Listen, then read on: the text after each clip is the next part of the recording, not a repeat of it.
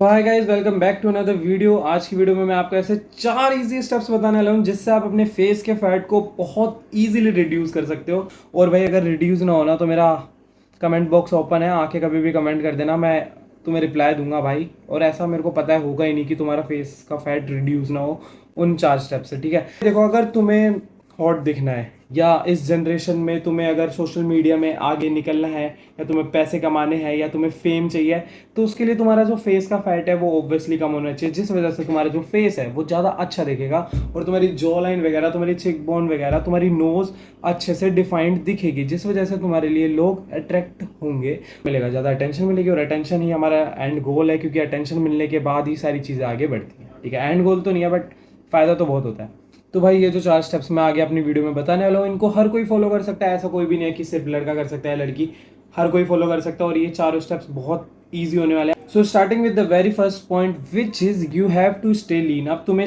लीन रहने का क्या मतलब है, मतलब तुम्हें लीन क्यों रहना है या तुम्हें पतला क्यों रहना है। तो बेसिकली देखो, अगर तुम्हारी बॉडी ओवरवेट होगी या तुम्हारी बॉडी में फैट होगा जिस वजह से तुम्हारे फेस पे भी फैट जमा होगा।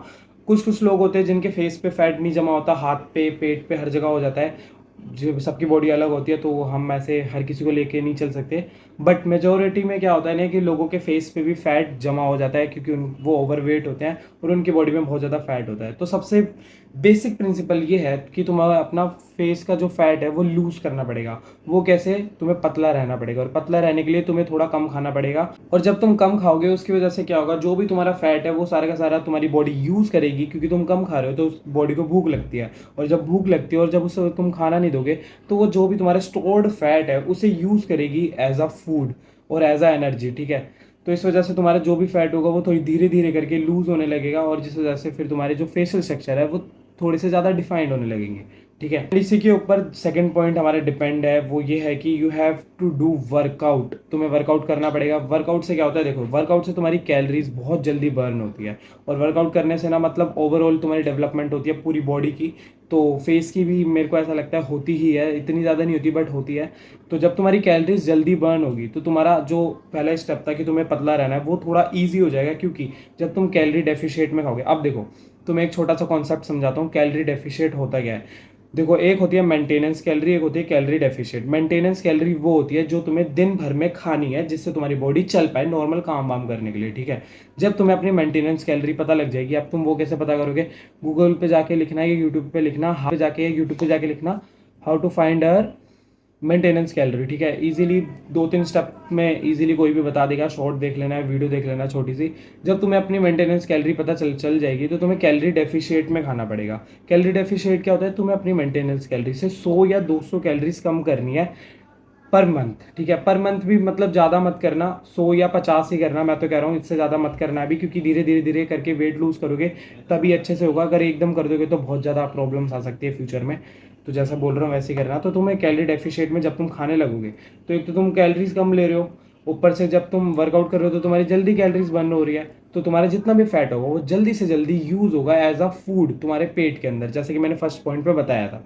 तो जब तुम ये दोनों स्टेप्स को करने लग जाओगे, इससे तुम्हारे जो फेस होगा उस पर बहुत ज़्यादा इफेक्ट पड़ेगा, क्योंकि सबसे पहले तुम कैलोरीज कम खा रहे हो जैसे कि मैंने बताया, और दूसरा तुम जब वर्कआउट कर रहे हो तो जल्दी कैलोरीज बर्न हो रही है, तो बॉडी को एनर्जी तो चाहिए ना। तो भाई वो तुम्हारा फैट यूज़ करेगी, फेस का जो भी यहाँ यहाँ यहाँ हर जगह होगा वो सारा फैट वो अपने पेट में डालेगी और उससे एनर्जी प्रोड्यूस करेगी, जिससे तुम जिंदा रह पाओगे। ईजी है बहुत ज़्यादा भाई, ज़्यादा टेंशन मत लो। इसी के साथ हमारा जो तीसरा पॉइंट है उस पर आते हैं, वो है म्यूइंग। देखो, मैंने अपने चैनल के ऊपर म्यूइंग की वीडियो डाल रखी है, यहाँ पे आई बटन पे आ जाएगी, देख लेना जाके। तो भाई तुम वो वीडियो जाके देख लेना, उसमें मैंने बता रखा है कि म्यूइंग होती क्या है, एकदम डीपली एक्सप्लेन करा है, जिससे तुम्हें पता चल जाएगा कि म्यूइंग क्यों करनी चाहिए और उससे क्या फ़ायदा होता है। बेसिकली ऊपर ऊपर से समझा देता हूँ। म्यूइंग से तुम्हारा जो ओवरऑल फेस होता है वो बहुत ज़्यादा अच्छा होने लग जाता है, बट अगर तुम गलत तरीके से करोगे तो ख़राब भी हो जाता है। वो सारी चीज़ें बाद में करेंगे, बात उसके बारे में। बट म्यूइंग के ऊपर मैंने वीडियो बना रखी है, वो जाके देख लेना। ये था हमारा तीसरा step. Now moving on to the fourth step which is chewing gum. Chewing gum क्या काम करेगी हमारे फेस के फैट को लूज करने में? देखो, फेस के फैट को लूज करने में च्युइंग गम कुछ काम नहीं करेगी।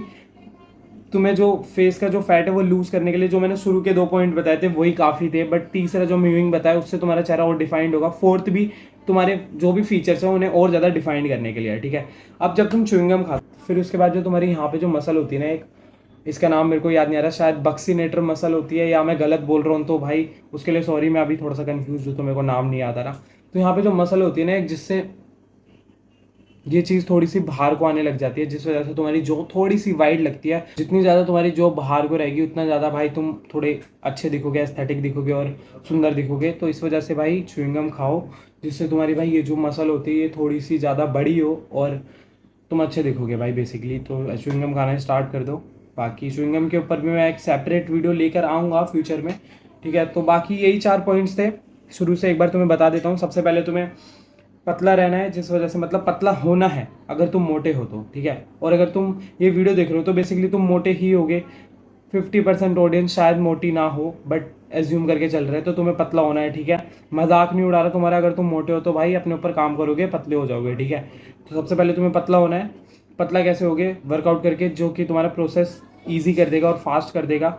उसके बाद तीसरा स्टेप तुम्हें म्यूइंग करनी है, जिससे तुम्हारा जो फेशियल स्ट्रक्चर है वो ज़्यादा डिफाइंड होगा और ज़्यादा फाइन होगा। और फोर्थ स्टेप जो कि है च्युइंगम, जिससे तुम्हारी ये वाली मसल थोड़ी बड़ी होगी डे बाय डे, उस और फिर उससे तुम्हारा फेस अच्छा दिखेगा, ठीक है।